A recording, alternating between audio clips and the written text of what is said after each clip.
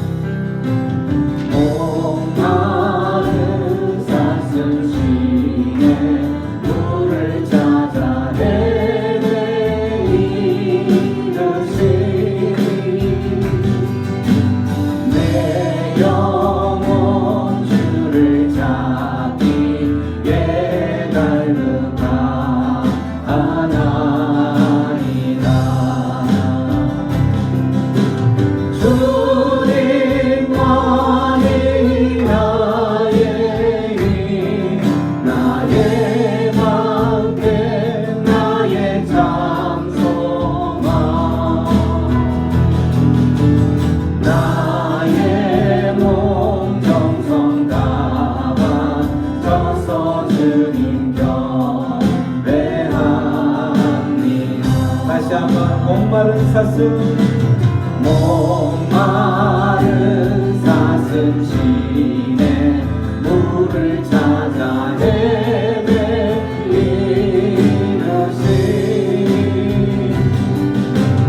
내 영혼 주를 찾기에 갈급하나이다. 주님만이 우리의 힘이십니다. 주님만이 나의 방패 나의 장소망 나의 몸 정성 다와 서서 주님 경배합니다. 금보다 귀한 나의 주님 금보다 귀한 나의 주님 내게 만족 주신 주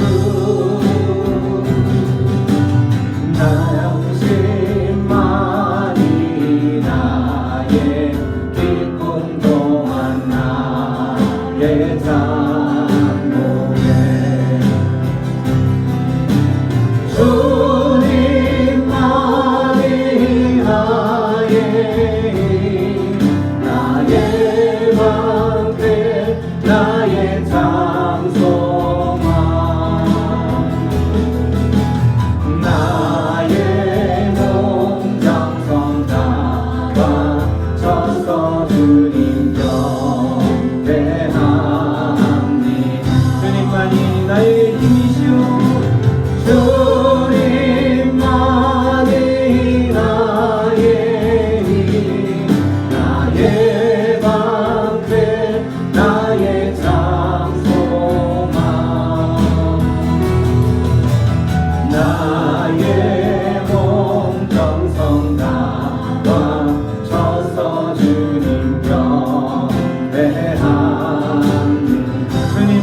나의 힘이요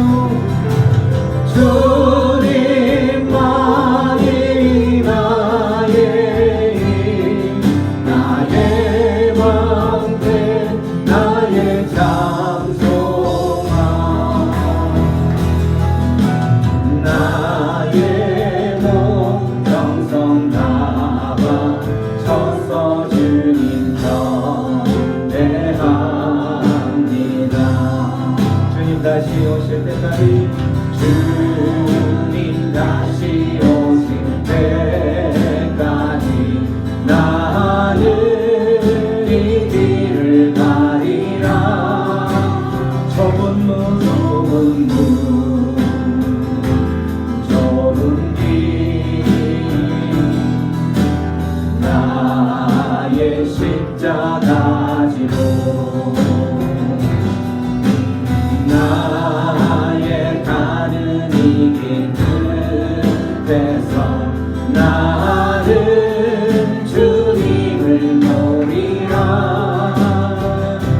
영광에 내 주님 나를 맞아주시니 주님 다시 오실 때까지 나는 일어나 달려가리라. 주의 영광 온 땅 덮을 때 나는 일어나 노래하리. 내 사모하는 주님 온 세상 웃으시라.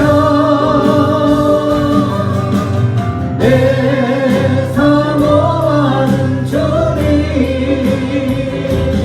영광의 왕이시라.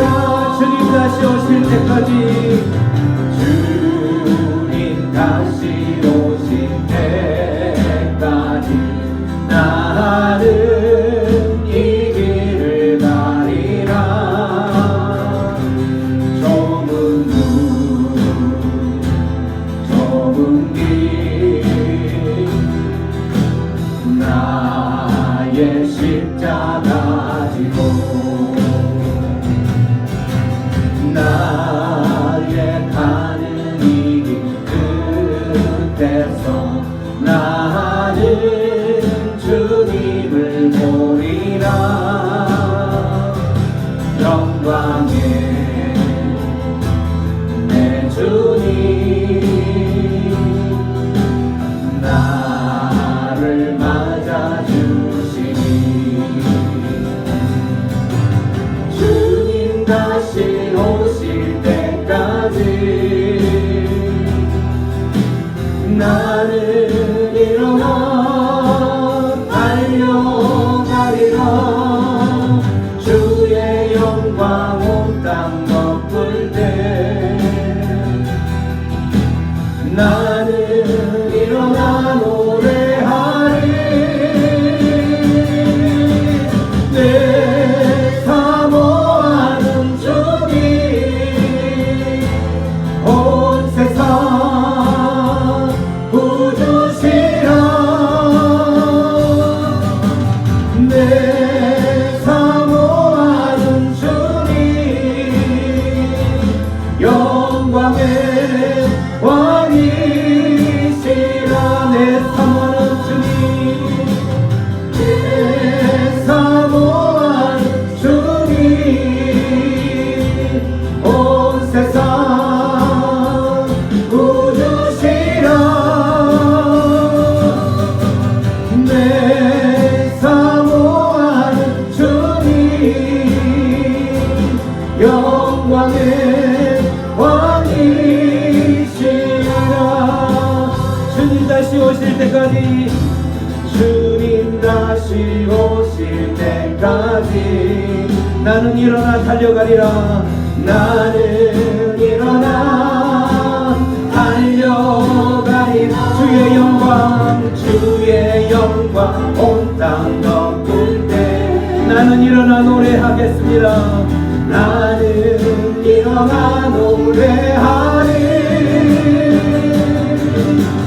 내 사모한 주님 온 세상 구주시라. 내 사모한 주님 영광의 왕이시라. 다시 한번 주님 다시 오실 때까지 주님 다시 오실 때까지 나는 일어나 달려가겠습니다. 나는 일어나 달려가리라. 주의 영광 온 땅 덮을 때 나는 일어나 노래하리. 내 사모하는 주님 온 세상 부르시라. 그렇습니다. 내 사모하는 주님, 영광의 왕이시라. 내 사모하는 주님, 내 사모하는 주님, 온 세상 부르시라. 내 사모하는 주님, 영광의 왕이시라. 그렇습니다.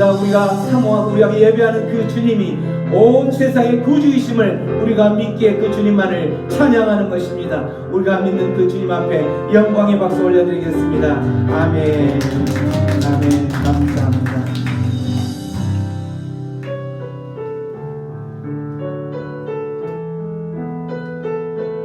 우리 주님의 능력이 시작됐습니다. 시작됐네. 우리 주님의 능력이 나의 삶을 다스리고 새롭게 하네. 자유하네.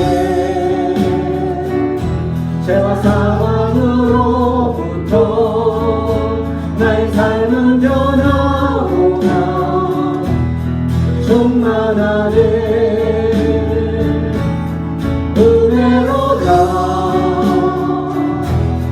주의 은혜 한량없는 주의 은혜 은혜로다. 주의 은혜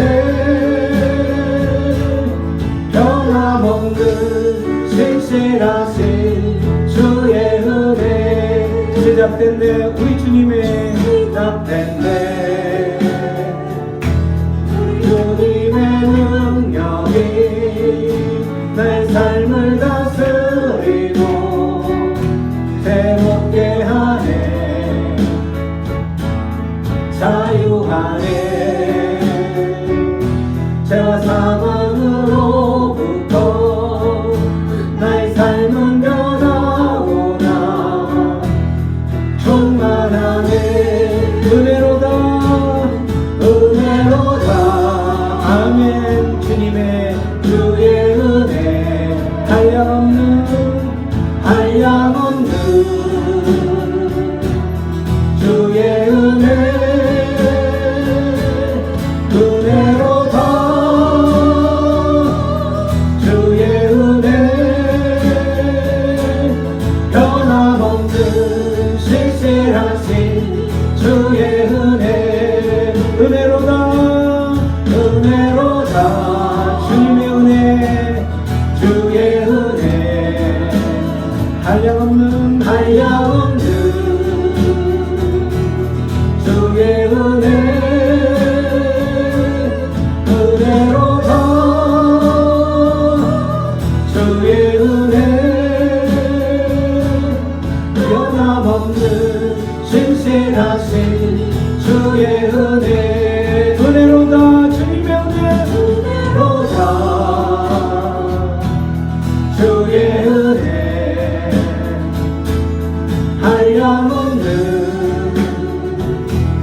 주의 은혜 은혜로다. 주의 은혜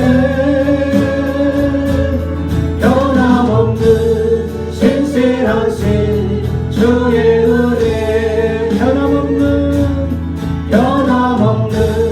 신실하신 주의 은혜 변함없는 주의 은혜 변함없는 신실하신 주의 은혜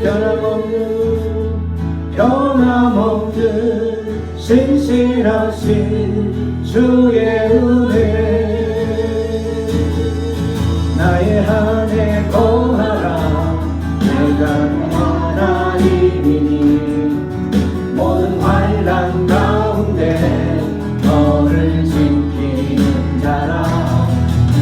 두려워하지 말라. 내가 널 도와주리니. 놀라지 말라. 내 손 잡아주리라. 내가 너를 지명하여 불렀나. 너는 내 것이라.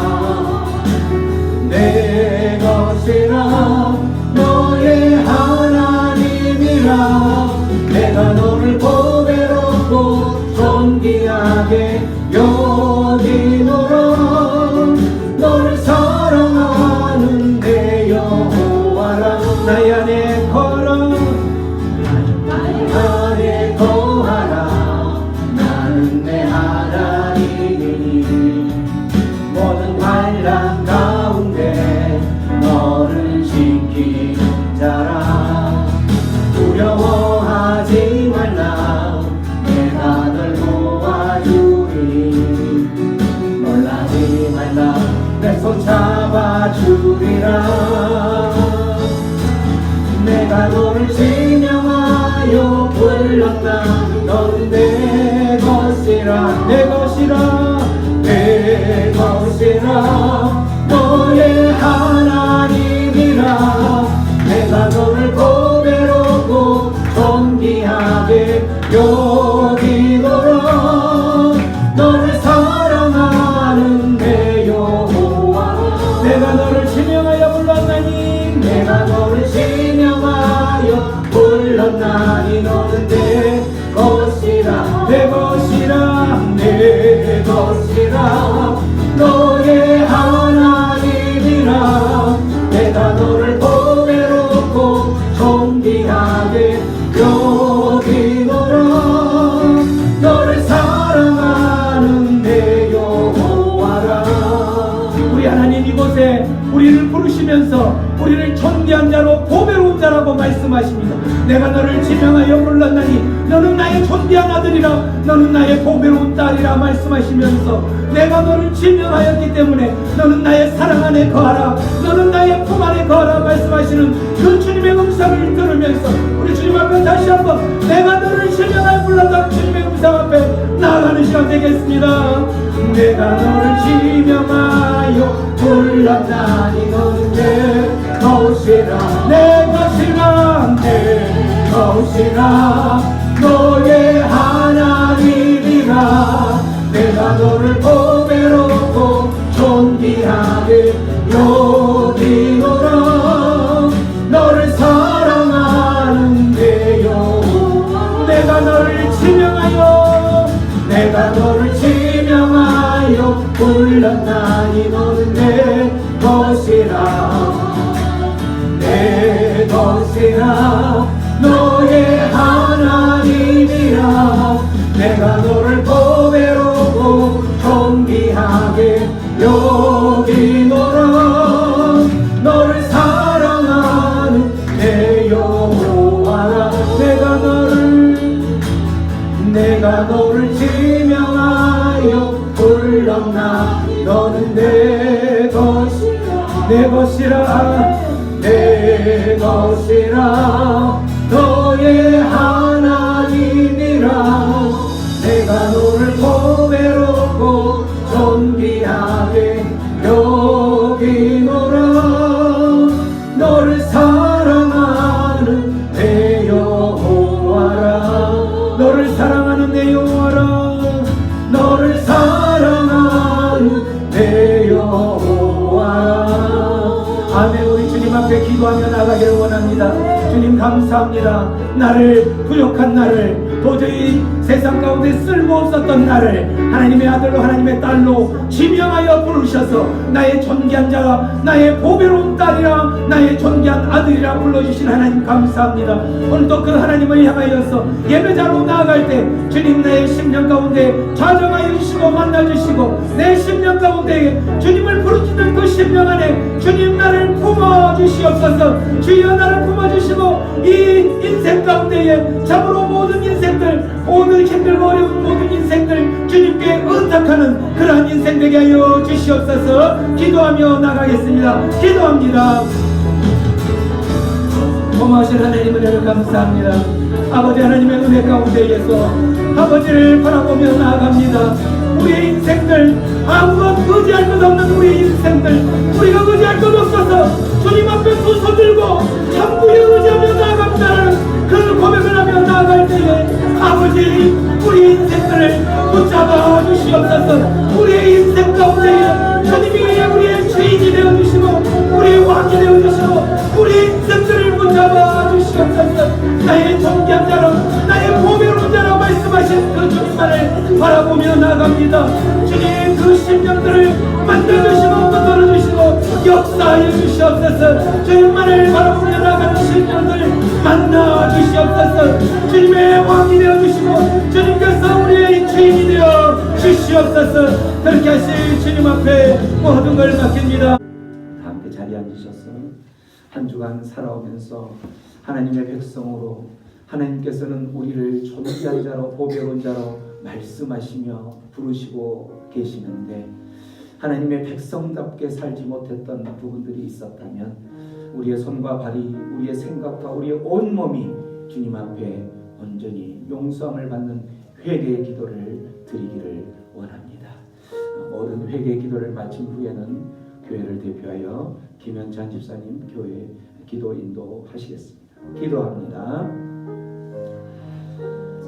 엄하신 하나님, 엄하신 하나님, 주님 앞에 우리의 모든 것을 온전히 집중하지 못하였음을 고백합니다. 주님 우리의 삶들 가운데 우리의 왕, 우리의 주님으로 오셨는데 우리를 다시 한번 주님의 손길로 부으시는데 아버지 우리가 다시 거듭나는 회개하는 심령으로 거듭나시며 주님 앞에 나아가기를 함께해 주시옵소서. 오늘도 이 예배를 받으시고 예배 가운데 주님 홀로 영광 받아 주시옵소서.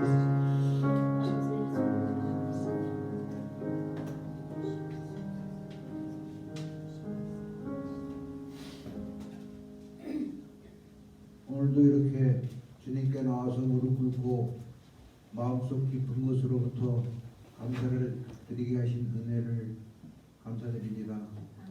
이 세상의 질병과 고통 속에서 신음하는 하나님의 백성들을 위해 오리라 하신 메시아를 보내주신 그 큰 하나님의 사랑에 우리는 눈이 어두워서 알아보지도 못했습니다. 현재도 코로나라는 질병 속에 우리나라를 비롯한 온 세계가 신음하고 있습니다. 이 고통의 와중 속에서 우리는 무엇을 깨닫고 있는지요? 아담으로부터 노아로부터 시작된 우리들의 죄악을 위해 하나님께서 자신의 아들을 이 땅에 왜 보내주셨습니까?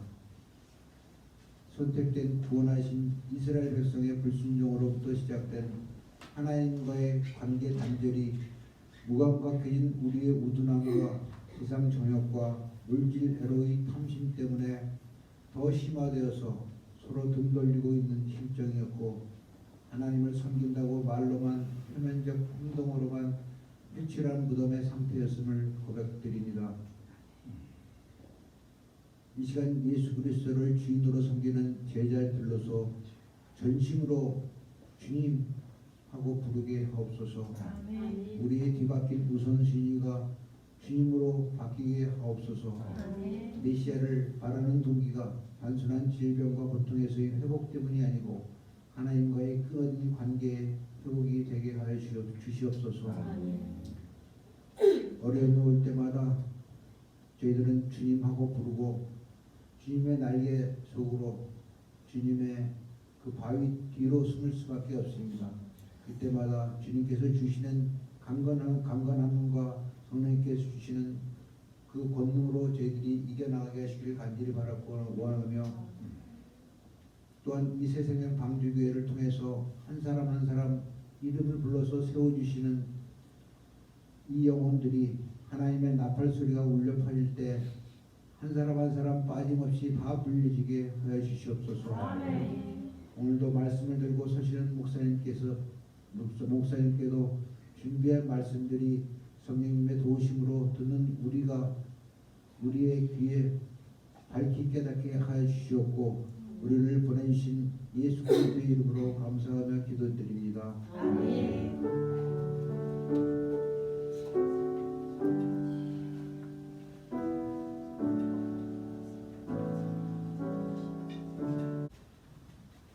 오늘 하나님께서 저희들에게 주시는 말씀은 누가복음 7장 18절에서 20절 말씀입니다. 누가복음 7장 18절에서 20절 말씀입니다.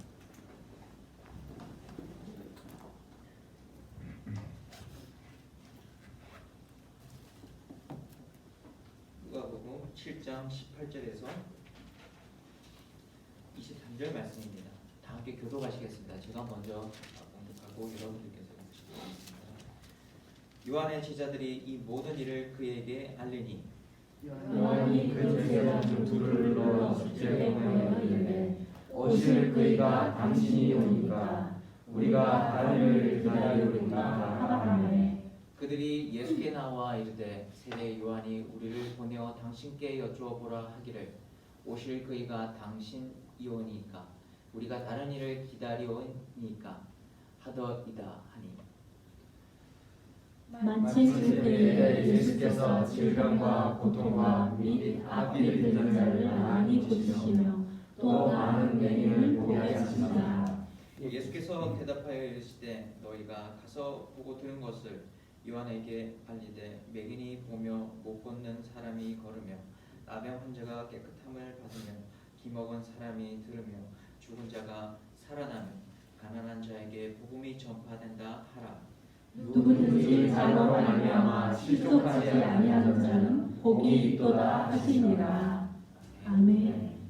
다 함께 기도하시겠습니다. 살아계신 하나님 아버지 감사합니다. 오늘 저희들에게 귀한 예배의 날 허락하여 주셔서 감사합니다.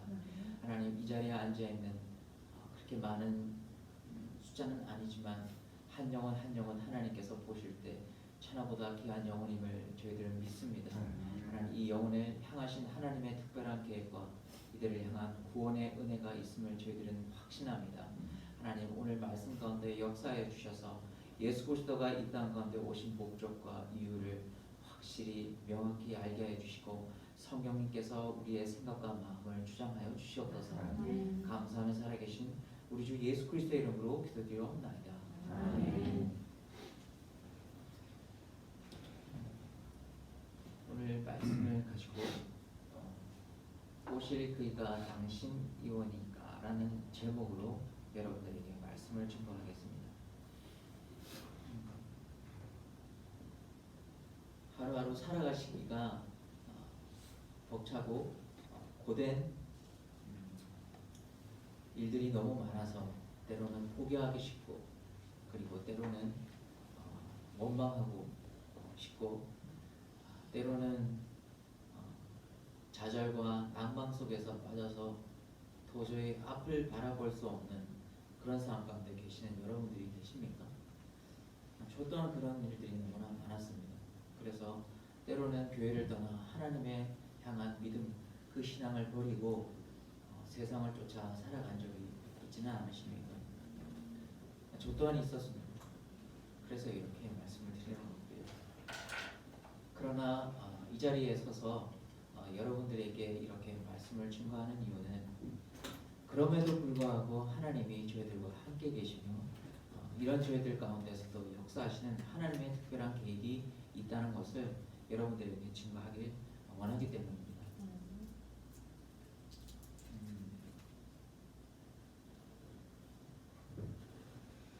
삶 가운데서 고통이 찾아왔을 때 도저히 이해할 수 없는 일들이 왔을 때 우리의 육신에서 그리고 우리의 영혼에서 우리의 생각에서 나타나는 첫 번째 반응은 왜 나에게 이런 일이? 하나님이 살아계신가? 하나님 정말 살아계십니까? 내가 믿는 예수가 정말 하나님이십니까? 살아계시면 왜 저에게 이러한 일들을 해결해 주시지 아니하신가요? 이런 질문은 충분히 할 수 있습니다. 그런데 이런 질문을 저희들뿐만 하는 것이 아니라 우리가 잘 아는 한 성경의 인물 또한 이런 고백을 했다는 것입니다. 그 이름은 바로 오늘 본문 말씀에서 보셨던 것 같이 그 이름은 세례 요한입니다. 세례 요한. 성경에 요한이 2명 등장하죠. 신약 성경에서는. 첫 번째는 세례 요한입니다. 두 번째는 제자, 예수님의 제자 요한입니다.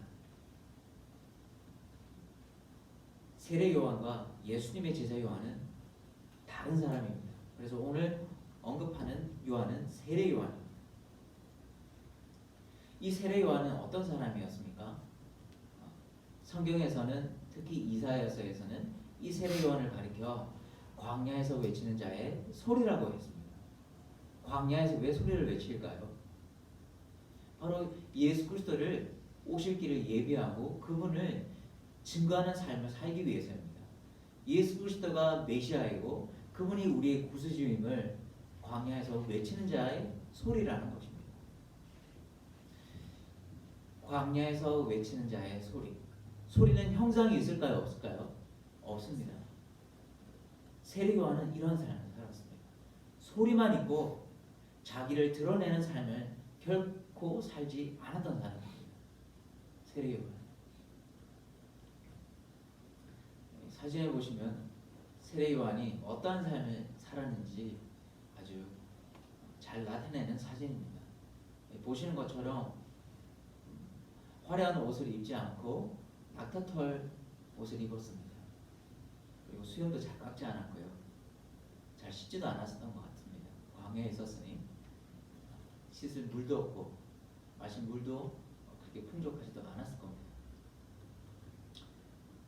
마태복음 3장 4절에 보면 이 요한을 이렇게 설명합니다. 낙타털 옷을 입고 허리에 가죽띠를 띠고 음식은 메뚜기와 석청이었더라.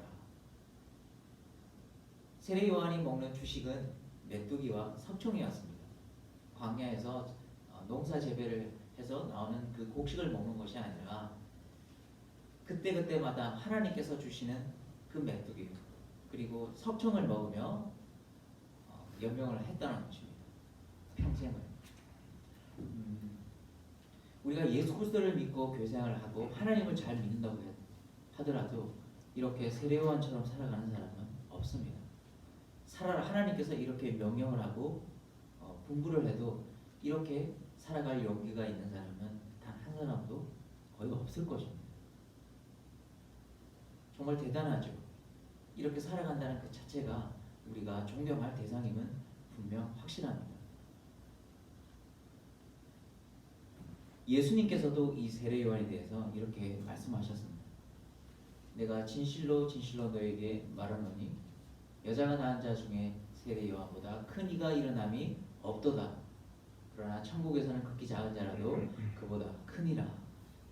여자가 낳은 자 중에 세례 요한보다 큰 이가 없다라고 합니다. 이건 예수님의 인정이고 하나님께서 그를 인정하신 겁니다. 세례 요한보다 육신의 여자의 몸에서 태어난 이들 중에 이 세례 요한보다 큰 이가 없다라는 것입니다. 이렇게 영적으로 보나 성경적으로 보나 세례 요한은 정말 완벽한 신앙인이었음을 우리는 알 수가 있습니다. 그러나 이 세례 요한도 오늘 성경 본문 말씀의 제목과 같이 이렇게 고백을 합니다. 오실 그 이가 당신이오니까.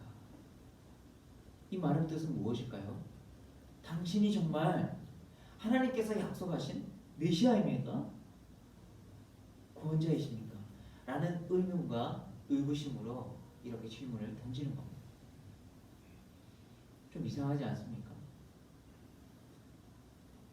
우리가 잘 알고 있던 세례 요한은 너무나 신령한 존재라서 도저히 이런 질문을 던질 수 없는 사람이라고 은연중에 우리는 알고 있습니다.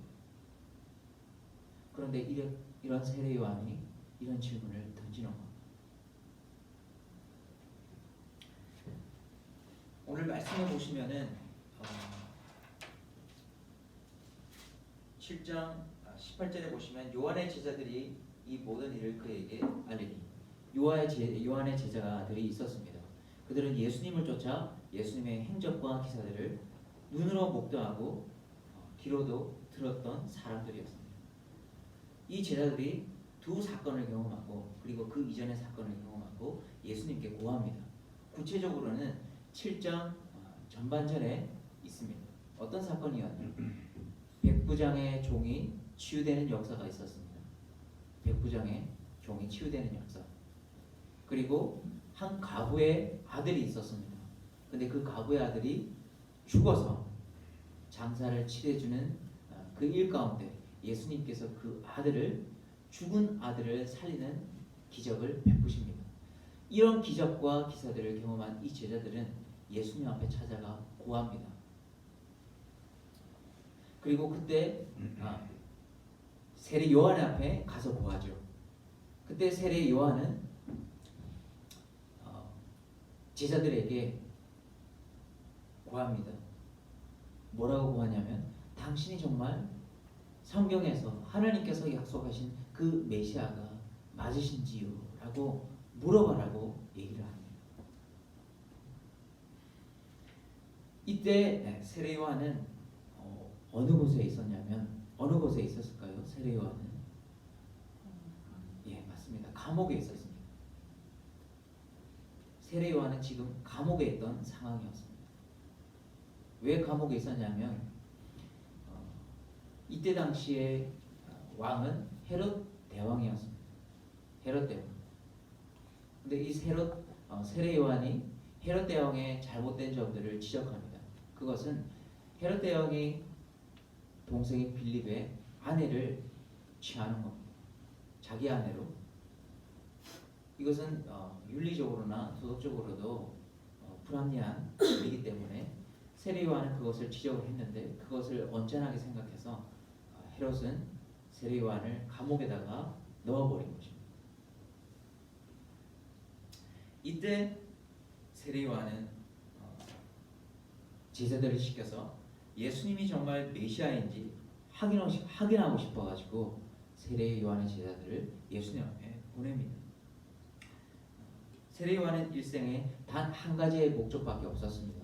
그것은 예수 그리스도가 메시아임을 증거하는 삶이었습니다. 그런데 이제 죽을 날이 다가옵니다. 언제 죽을지도 모릅니다. 그런데 이 메시아가 라고 하는 이 예수가 정말 메시아인지 알고 싶은 겁니다. 근데 세례 요한은 성경 전반절에 보시면은 바로 이렇게 말했던 사람입니다.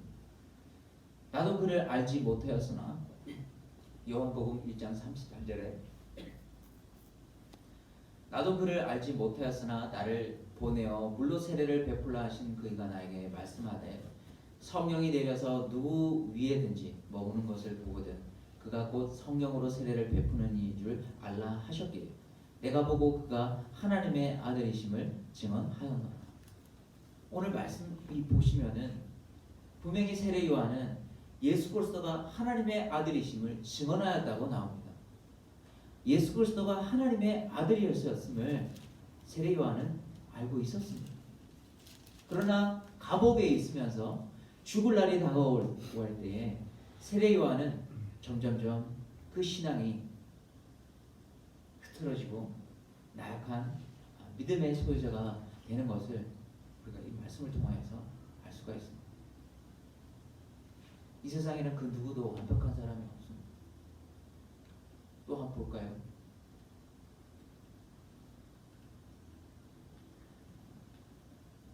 이사야서 29장 말씀에 이렇게 나옵니다. 그날에 못 듣는 사람이 책의 말을 들을 것이며 어둡고 캄캄한 데서 맹인의 눈이 볼 것이며. 이사야서에서 이렇게 말합니다. 왜 제가 이사야 말씀을 언급하고 보여드렸냐면 예수님께서 세례 요한의 제자들이 예수님 앞에 찾아왔을 때 예수님은 그들에게 이렇게 말씀합니다. 가서 세례 요한에게 이렇게 말하라고 합니다. 22절의 말씀에 보시면은 이르시되 너희가 가서 보고 들은 것을 요한에게 알리되 맹인이 보며 못 걷는 사람이 걸으며 나병 환자가 깨끗함을 받으며 기먹은 사람이 들으며 죽은 자가 살아나며 가난한 자에게 복음이 전파된다 하라라고 세례 요한에게 가서 이렇게 전하라고 합니다. 지금 예수 그리스도가 하나님의 아들이심을 그 확신이 흐트러지는 세례 요한에게 가서 이렇게 가서 전하라고 합니다. 왜 예수님께서 이렇게 말씀을 하셨을까요? 맹인이 보고 장미, 태어났을 때부터 장미, 태어났을 때부터 기머거리, 아니면 사고로 인해서 생긴 기머거리, 이 모든 사람들, 장애인들, 이 예수님이 보고 듣고 걸으며 하는 이 역사를 볼 때 이것이 내가 예수 그리스도이며 내가 메시아임을 증거한다 라고 말씀하시는 것처럼 우리가 생각될 수가 있다는 거죠. 왜냐하면 구약 성경에 보면 이와 같은 기적을 베푼 인물이 또 있습니다. 엘리사, 나아만, 아람의 장군 나아만이 문두병에 걸렸을 때 엘리사는 그를 치유하는 역사를 일으킵니다. 그리고 수넴 여인 아들이 죽었을 때 죽은 아들을 살리는 역사 또한 베풉니다. 엘리사. 그래서 병든 자가 낫고 치유되고 그리고 죽은 자가 살아나고 안진뱅이가 걸어나고 하는 이런 기적적인 역사를 통하여서 그가 메시아임을 증거하는 것은 부족하다라는 것이죠. 그런데 왜 예수님께서는 왜 이렇게 말씀을 하셨을까요? 바로 이것은 이사야 29장의 말씀을 인용하여서 설명하시기 때문입니다. 바로 이 말씀을 근거해서 예수님이 내가 예수 그리스도임을 증거한다는 것입니다. 그날에 못 듣는 사람이 책의 말을 들으며 어둡고 캄캄한 데서 맹인의 눈을 볼 것이며 그때에 맹인의 눈이 밝을 것이며 못 듣는 사람의 길을 열릴 것이며 그때에 저는 자의 사슴같이 들 것이며 말 못하는 자의 혀가 노래하리니. 바로 이러한 것이 인용하는 말씀을 들어서 예수님이 메시아임을 증거한다는 것입니다. 그런데 이것으로는 예수 그리스도가 메시아임을 부족하다라는 것입니다. 왜냐하면 이사야 후반절에 또한 이렇게 말씀을 증거하기 때문입니다. 너희는 못 듣는 자들아 들으라. 너희 맹인들아 밝히 보아라. 맹인이 누구냐? 내 종이 아니냐? 누가 내가 보내는 내 사자같이 못 듣는 자가 겠느냐? 누가 내게 충성된 자같이 맹인이겠느냐? 누가 여호와의 종같이 맹인이겠느냐? 내가 많은 것을 볼지라도 유의하지 아니하며 귀가 열려 있을지라도 듣지 아니하는 도다. 똑같은 이사야 말씀입니다. 그런데 그 말씀의 후반절에 보시면은 바로 이렇게 되어 있습니다. 너희는 듣는 자인데 귀가 있는데 듣지 못한다는 것입니다. 너희들은 눈이 있는데 보지 못한다는 것입니다. 귀가 있어도 눈이 있어도 듣지 못하고 보지 못하는 하나님의 이스라엘 백성을 가리켜 이사야 기자는 이렇게 말씀하고 있다는 것입니다. 예수님이 이 말씀을 인용하여서 말씀하는 것. 이 말씀은 바로 이와 같은 말씀입니다. 실제로 너희들이 보는 것, 너희가 듣는 것, 너희가 말하는 이 모든 것이 정상적으로 있을지라도 내가 메시아임을 보지 못하고 내가 메시아의 나의 말씀을 선포하는 이 말씀을 듣지 못하는 너희들이 맹인이고 너희들이 장님이라는 것입니다. 이 세상에 많은 장애인들이 있습니다. 우리는 길거리에 지나가면 많은 장애인들이 경험합니다. 걷지 못하는 사람, 듣지 못하는 사람, 그리고 보지 못하는 사람을 보고 우리는 장애인이라고 얘기합니다. 그런데 하나님께서 저희들이 보실 때에는 진정한 장애인은 하나님의 생명의 말씀을 듣지 못하는 자, 그리고 예수 그리스도가 하나님의 메시아임을 보지 못하는 자가 어떻게 보면 진정한 장애인임을 하나님은 우리에게 알게 하시는 것입니다.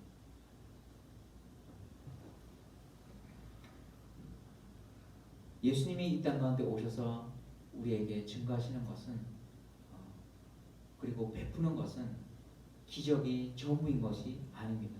그 기적을 베푸시는 것은 바로 그가 메시아임을 증거하기 위해서입니다. 그런데 우리가 그 예수 그리스도를 메시아임을 알지 못할 때에는 바로 영적인 장님이고 바로 영적인 기머거리고 영적인 안진뱅이라는 겁니다.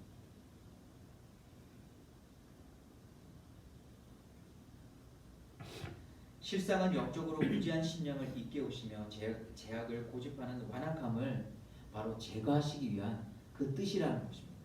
예수님께서 옛 선지자의 예언을 빌어 그가 메시아로서 행할 일을 단순히 그 육체적인 차원으로 말씀하시는 것이 아니라 바로 영적인 차원으로 말씀하신다는 겁니다. 지금 그가 장님 그리고 기머거리 고치는 것은 바로 영적인 무지와 영적인 장님과 영적인 기머거리를 고쳐주시는 바로 그 하나님의 말씀이라는 겁니다.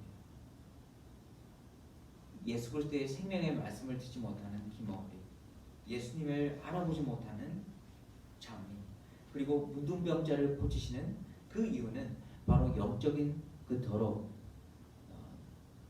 더러움을 치유해 주시기 위해서 이 땅 가운데 오신 그 예수 그리스도를 예표한다는 것입니다. 문둥병의 가장 무서움이 무엇인지 아십니까? 바로 고통이 없다라는 것입니다. 문둥병은 상처가 나도 그 상처에 대한 반응이 거의 없습니다. 아프지가 않으니까. 그래서 그 몸을 마음대로 상하여도 흉터가 나도 자기 몸 하나 간수하지 잘 못합니다. 이것이 죄의 속성입니다. 죄는 그 죄의 심각성을 모른다는 것이 아주 특징입니다. 이런 죄를, 이런 문둥병을 하나님께서 보실 때 이 죄는 문둥병과 같다라는 것입니다. 하나님께서 이런 문둥병과 같은 이 죄를 예수 그리스도를 통하여서 우리를 사하여 주시기 위해서 이 땅 가운데 오신 그 예수 그리스도가 바로 메시아임을 오늘 말씀을 통하여서 증거한다는 것입니다. 그리고 죽은 자를 살려 주셔서 이 땅 가운데서 우리들을 그 기적을 경험케 하시는 것은 바로 우리 영혼이 우리 영혼이 예수 그리스도가 다시 부활하셔서 우리가 새 몸과 새 영, 그 예수님께서 하나님께서 약속하신 그 부활의 생명을 보여주시기 위한 하나의 예표라는 것입니다.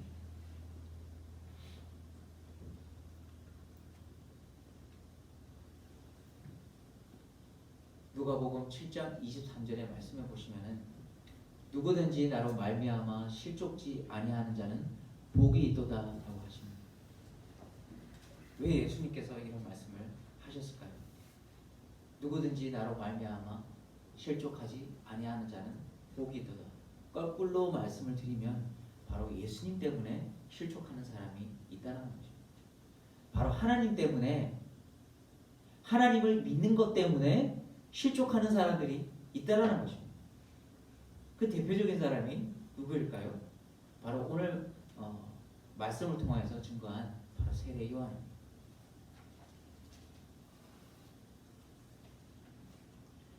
세례 요한은 이 땅 가운데 온 목적과 그의 삶의 이유와 목적은 오직 예수 그리스도를 증거하는 삶이었습니다. 그래서 평생 무소유의 삶을 또한 살았습니다. 결혼을 하지 않았죠. 가지지 않았습니다. 그런데 그에게 돌아온 것은 뭐였습니까? 감옥에 갔습니다. 그리고 죽을 날만 기다려야 됩니다. 그런데 밖에서는 악인의 형통함이 있습니다. 자기 자신은 평생 하나님을 위해서 사역하였고 예수님을 증거하는 삶을 살아였는데 그 인생의 종말의 끝은 대가는 감옥이었습니다. 그 어느 누구도 인정해주지 않았습니다. 그런데 하나님을 믿지 않은 사람의 삶의 형통함은 어떠할까요? 승승장구합니다.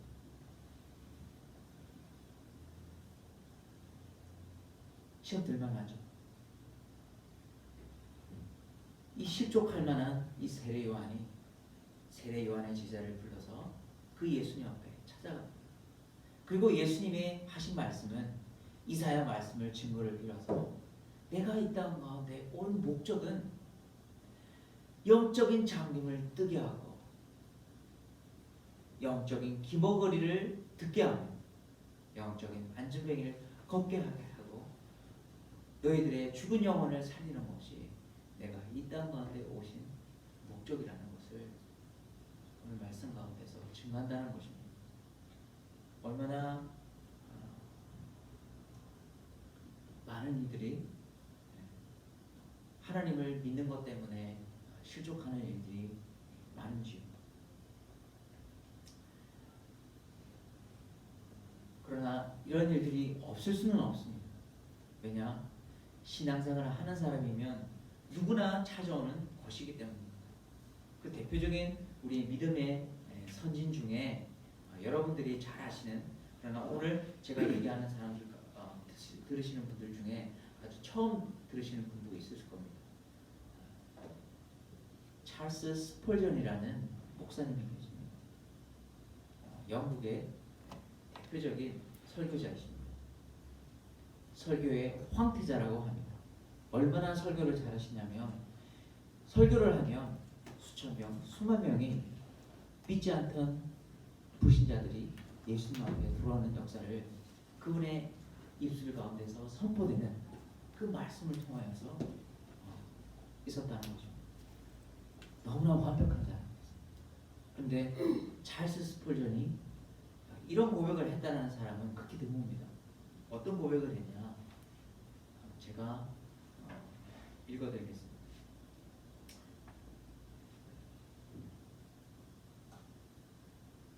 고백이 아니라 제가 설명입니다. 찰스 스펄전이 어떤 상태였는지, 마지막에 설교 황태자의 별명을 가진 그는 능력 있는 설교를 통해서 수많은 사람을 그리스도께 인도했습니다. 그러나 갑작스레 밀려드는 끔찍한 우울로 인하여 고통을 겪었습니다. 그는 종종 평생 동안 아무것도 이루어 놓은 것이 없는 것 같은 느낌을 갖곤 했습니다. 한 번은 그는 이렇게 고백을 했습니다. 나는 영국에서 가장 우울한 마음을 가진 사람입니다. 라고 한탄하며 그렇게 우울한 날을 보낸 적도 있다는 것입니다. 그리고 C.S. 루이스 잘 아시죠? 예, 기독교의 최대의 변증가라고 하는 사람입니다. 원래 불신자였던 사람이었습니다. 그러나 예수 그리스도를 믿고 수많은 저술 활동을 했던 사람입니다. 그리고 이분의 책을 통하여서 많은 사람들이 또 그리스도에게 돌아오는 역사 또한 있었습니다. 탁월한 영성가였고 탁월한 저술가였습니다. 그러나 이분이 또한 이런 고백을 했다는 것은 아는 사람은 또 드뭅니다. C.S. 루이스가 이렇게 고백을 합니다. 오늘 밤 엄청난 슬픔이 다시 나에게 터졌습니다. 실성한 말들, 격렬한 분노, 원망스러움, 위에 불규칙적인 울렁거림, 악몽 같은 비현실성, 범벅이 된 눈물, 슬픔 때문에 모든 것이 안정을 잃어버리고 있습니다. 하나의 슬픔을 떨쳐버리면 또 다른 슬픔이 계속 나타나고 그것은 언제나 반복적으로 일어나고 있습니다. 끝도 없이 일어납니다. 모든 것이 반복됩니다. 내가 끝없는 원을 따라 빙빙 돌고 있습니까? 하나님은 도대체 어디 계십니까? 다른 모든 도움이 헛되고 절박하여 하나님께 다가가면 무엇을 얻게 되는 것입니까?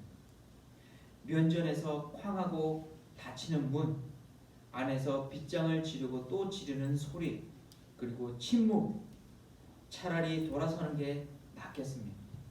왜 그분은 우리가 번성할 때에는 사령관처럼 군림하시다가 환난의 때에는 이토록 도움을 주시는 데는 인색하신 것입니까?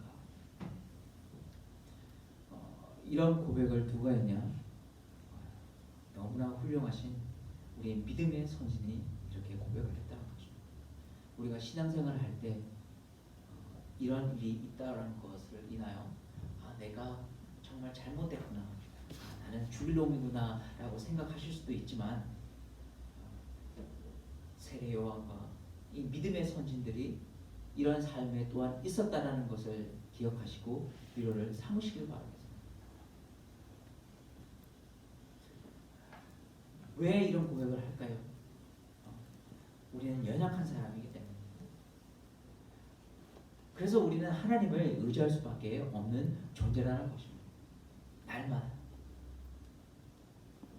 왜 세례 요한이, 왜 믿음의 선진들이, 왜 이 자리에 앉아 계신 분들이, 또는 수많은 믿음을 가지신 분들이 왜 이런 삶을 살 수밖에 없고 이런 경험을 하는 것일까요? 제가 이런 것이 잘못됐다고 말씀을 드리는 것이 아닙니다. 그러나 제가 생각하건대 그 이유는 바로 이와 같습니다. 바로 내가 하나님을 만든 것입니다.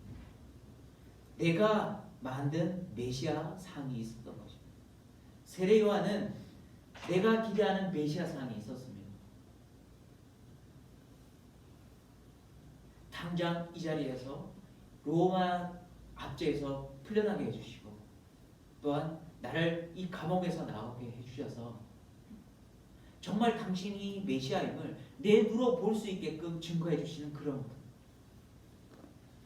그리고 내가 우리에게 적용합니다. 내 삶의 모든 문제를 해결해 주시는 분.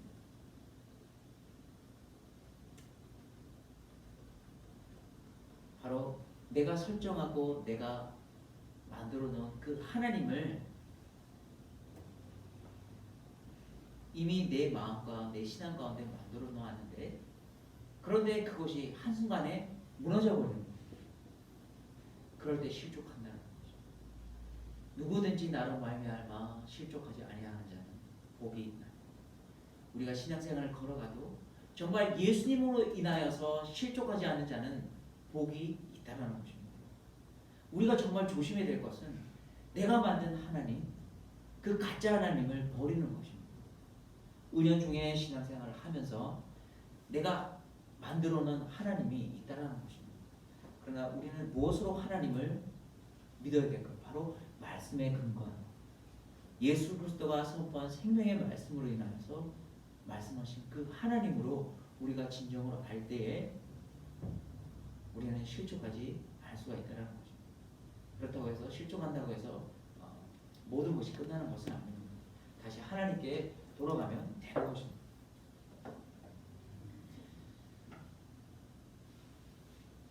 삶의 고난함과 어려움들이 있을 수 있습니다. 저 또한 그런 일들을 지금 또한 겪고 있고 이전에도 경험을 했었습니다. 그런데 하나님께서 저에게 주신 깨달음의 일이 있었습니다. 제가 호주에서 잠시 거기에서 훈련받은 적이 있습니다. 그러나 뉴질랜드에 가야 될 일이 있었습니다. 왜냐하면 비자를 연장을 해야 되기 때문에. 그래서 저 혼자 배낭을 메고 한 일주일 동안 노숙할 계획을 가지고 뉴질랜드 땅으로 가서 담대한 마음을 가지고 그 땅에 간 적이 있었습니다. 그런데 비행기를 타고 창공을 하늘에 올라가기 전에 한 이상한 일이 있었습니다. 이상한 일이 무엇이냐면 바로 지상 땅에 아주 새까만 먹구름이 이 땅에 드리워져서 번개와 비가 정말 세차게 내리는 그런 날이 있었다는 것입니다. 그날이면은 비행기는 뜨면 안 되지 않습니까? 그런데 비행기가 뜨는 겁니다. 불안하기 시작합니다. 이러다가 죽는 건 아닌가? 막 돌풍이 불고 비가 내리고 번개가 막 치는데 그래도 이륙한다는 것입니다. 그래도 저는 기상청에서 그리고 간제탑에 있는 그 관계자들이 알아서 하겠지 싶어서 그 비행기에 몸을 싣고 비행기를 탔었습니다. 비행기를 타고 창원으로 올라가는데 어느 정도까지는 아직까지 비가 내리고 창문 사이에 비가 막 세차게 내리는 소리까지 들리는 거예요. 그런데 어느 한순간 그 창공 속에 먹구름을 뚫고 태양을 바라봤을 때 정말 깜짝 놀라고 너무나 황홀했습니다.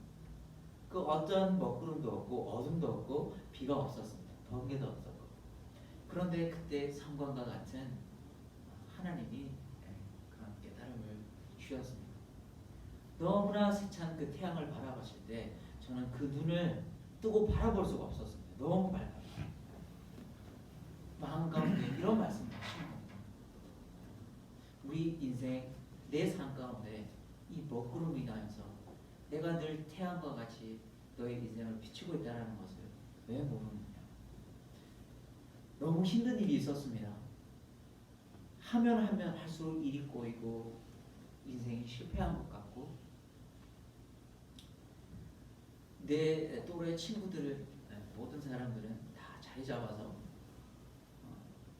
어느 정도 앞가름하는데 저는 이제 이 복음을 전하는 삶을 살겠다라고 호주에 가서 훈련을 받는데 집에서 부모님은 너는 실패한 인생이라고 그러고 친구들은 너 그렇게 해서 살아서 되겠냐 그리고 막상 또 그렇게 제 자신을 봤을 때 뭔가 이뤄놓은 것이 하나도 없는 겁니다.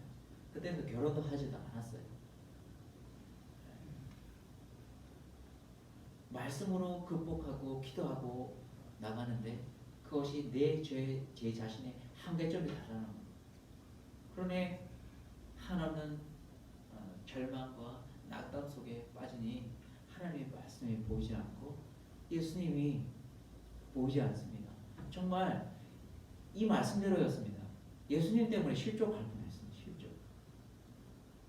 그 말씀대로 살아가고 했는데 세례 요한이 감옥에 가서 정말 실족할 뻔했던 것처럼 제 자신이 그냥 이렇게 인생이 망하는구나 라는 생각이 드니 실족하는 거예요. 그런데 그때 창문을 뚫고 갔을 때 그 말씀을 주셨을 때 내 마음 가운데 얼마나 큰 은혜와 감동이 있었는지 모릅니다. 이 먹구름은 제 인생의 경우는 하나의 잠시 거쳐가는 먹구름일 뿐이었다는 것입니다. 그럼에도 불구하고 하나님의 사랑은 끝까지 저희들을 비추고 계셨다는 거죠.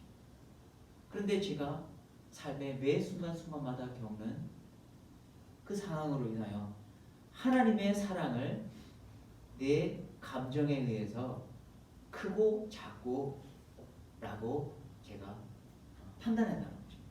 내가 기분이 좋고 내 말씀이 충만하고 교회에서 말씀이 은혜가 될 때에는 그 하나님의 사랑이 무한하게 크고 그 은혜가 크게 느껴집니다. 그런데 내 삶 가운데 어려운 일이 부딪히고 고난이 올 때에는 그 하나님의 사랑이 은혜가 그냥 요만하게 느껴집니다. 근데 그것은 내가 설정한 은혜이고 사랑이고 내가 설정한 하나님이고 예수 그리스도라는 것입니다. 하나님의 사랑과 은혜는 결단코 변하지 아니하시고 태양이 변하지 않고 항상 그 자리에 떠서 이 지상을 비추는 것처럼 하나님의 은혜는 늘 변함없이 우리를 비추고 있다는 것을 우리는 결단코 잊지 말아야 된다는 것입니다. 아직 신앙생활을 같이 시작하셔서 성경에 대한 지식 그리고 신앙에 대한 연륜이 없으셔서 많이 걱정이 되고 많이 불안하고 어떻게 해야 될지 모르시는 분이 계시다면 걱정하지 말라고 말씀을 드리고 싶습니다.